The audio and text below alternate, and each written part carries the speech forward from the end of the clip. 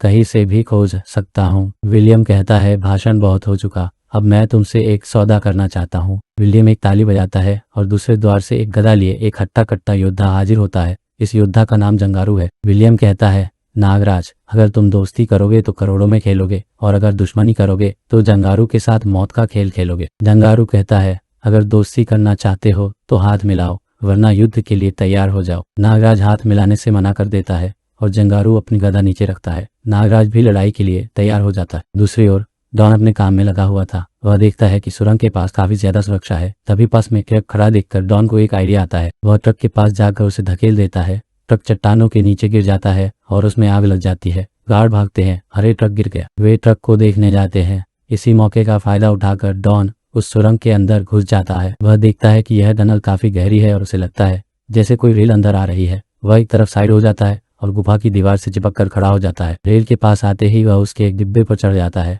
Don एक पेटी खोलकर देखता है, उसके अंदर बारूद रखे होते हैं। फिर डॉन अपना बैग खोलता है और उसमें से एक टाइम बम निकालकर 5 बजे का समय सेट करके उसे वहां लगा देता है। बम लगाने के बाद डॉन उस ट्रेन से कूद जाता है। फिर डॉन बाकी जगहों पर भी टाइम बम लगा देता है। डॉन ऊपर से देखता है कि एक बहुत लंबा पुल है। उस पुल पर से जाना बहुत ही खतरनाक और बिना देखे जाना काफी मुश्किल है। डॉन धीरे धीरे पुल की तरफ आता है और पुल के नीचे घुस जाता है। वह पुल के नीचे लटक कर उसे पार कर लेता है और पुल के नीचे भी एक टाइम बम लगा देता है।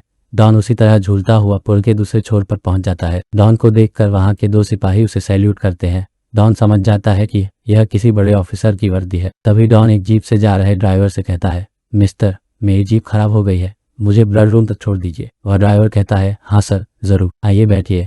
वह जीप का ड्राइवर डॉन को ब्लड रूम तक ले जाने के लिए तैयार हो जाता है। दूसरी ओर जंगारू और नागराज की लड़ाई जारी थी। दोनों में काफी हाथापाई होती है। जंगारू नागराज से काफी शक्तिशाली था। उसने नागराज को उठाकर नीचे पटक दिया। फ्लोरिडा नागराज को सहारा देते हुए पूछती है, तुम ठीक हो नागराज? नागराज जल्दी से ऊपर उठता है और जंगारू के सामने खड़ा हो जाता है। वह जंगारू को एक घुसा और लात लगाता है।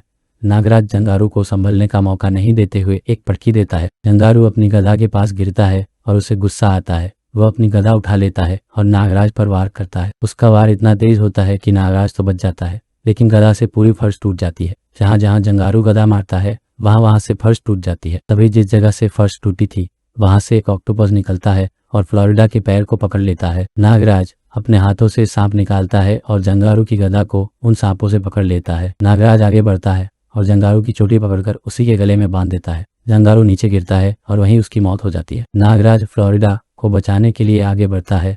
तभी विलियम एक बटन दबाता है। ग्लास के नीचे की फर्श फट जाती है और नागराज और फ्लोरिडा उस पानी में गिर जाते हैं। ऑक्टोपस ने फ्लोरिडा को और कसकर जकड़ लिया था। नागराज भी पानी में डूब